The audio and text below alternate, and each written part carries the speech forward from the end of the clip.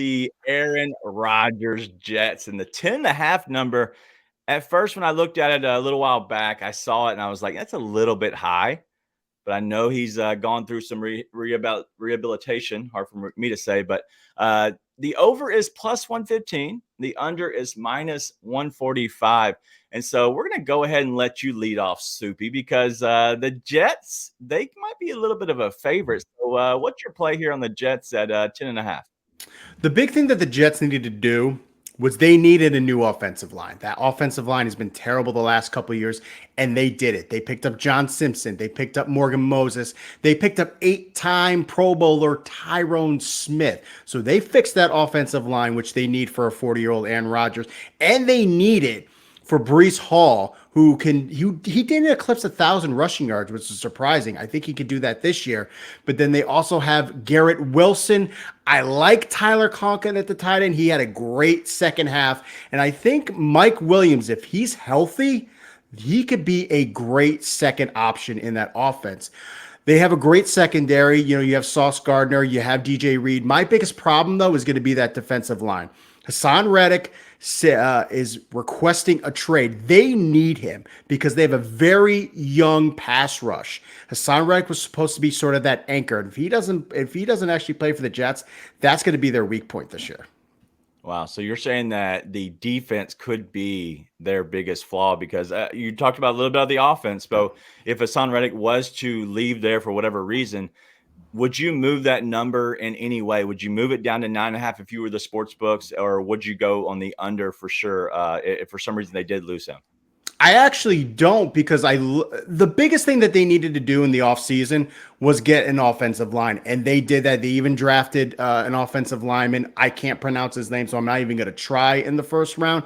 But again, getting guys like Tyrone Smith and John Simpson, and with the offensive pieces they have, this is a 10-win team, or at least an 11 to 12-win team.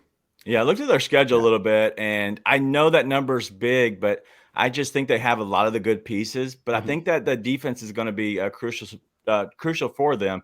But it looks like AB is going on the under there, and so he's the odd man out. Me and Charles look like we're on the over, but Jets on the under 10.5 wins from AB. So Charles, tell me why AB's wrong. Yeah, Jets, they really could lose that first game and then go on the run. Just going over that schedule, look, they got the Titans, the Pats twice, Broncos, Vikings. They should split with the Bills and the Dolphins, Steelers, Cardinals, Seahawks, Rams, Colts, and Jaguars. So they got a benefit of a pretty soft schedule as well. Plus, the offense looks dangerous. The defense is always loaded. So, yeah, I think they can definitely get to 11 wins at plus 115.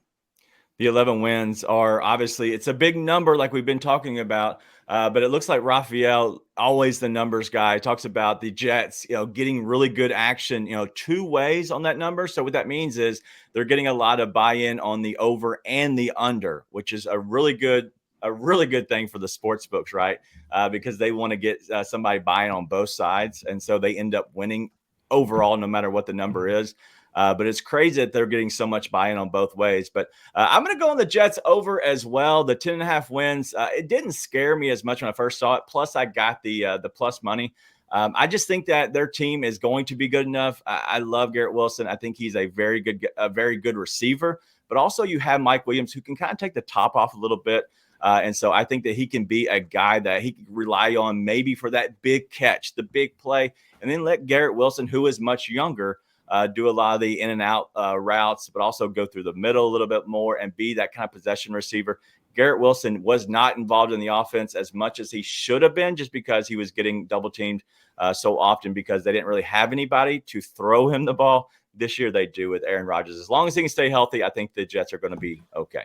All right, what's up, Soupy? And I think the reason why we're seeing that it is a two-way sort of thing with the Jets is you have confidence in the team. The people that are betting the over have confidence in this team because they are, on paper, this is a good team. But we look in the past at how the Jets perform. They've been underperforming for the last decade or so. And I think it also has a lot to do. I think Raphael mentioned it in the chat. The Aaron Rodgers effect. The Aaron Rodgers effect. People want to root against Aaron Rodgers. They want him to fail. So I think that's why a lot of people are also betting the under. Yeah, that's what Raphael says is the love-hate of Aaron Rodgers. And listen, I love to kind of hate on him a little bit, but man, I respect the dude when he is in just kind of his prime. When he was in his prime, not anymore. When he was just amazing. Devontae Adams in Green Bay, it was a sight to behold. It really was. But Soupy, we're gonna go back to you. Obviously, you talked a lot about Brees Hall. Big Cheesy loves Brees Hall. Thinks he's gonna have a great season. Obviously, you're gonna be high on him too. Looking at this play. So, what you got? Yeah, I like them at over 7.5 rushing touchdowns because, again, they improved the offensive line. This is going to be a great run blocking team. Last year, they were top three. I believe they were third in pass play percentage because A, they were always down. B, they didn't have any good enough quarterback play or an offensive line. They improved a lot of that this year. I think Brees Hall is going to get a majority of the ball, get a majority of the touches because I think they want to establish the run. Aaron Rodgers is 40 years old, and in 2022, Green Bay was a heavy run team. I think the Jets are going to kind of go in that same direction and let Brees Hall do his thing. Let Brees Hall cook. I'm going to go with mine here a little bit, just to kind of piggyback off that. And my play is very simple: 1,000+ rush yards, 500+ receiving yards at plus 250. When I saw the number, I was that worried me because at plus 250 was a little scary because I was thinking, why is it not, juiced a little bit more? And then I looked at last year's number, and he had 994 rush yards and 591 receiving yards.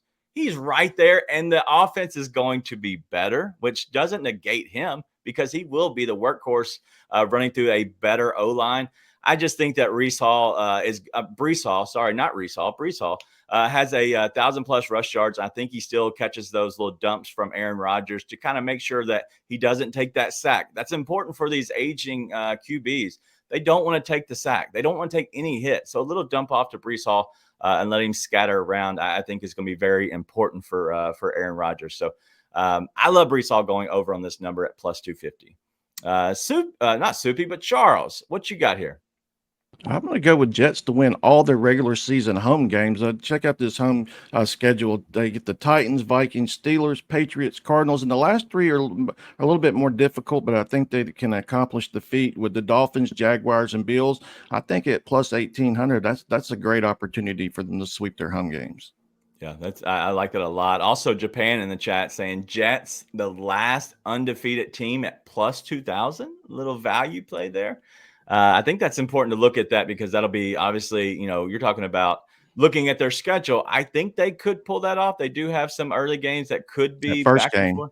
49ers game will be the trickiest. If they win that one, then that could be big. But that's probably why that number is not skyrocketed, is because they do have the 49ers in game one. But if they can answer early, I think that they could be very dangerous.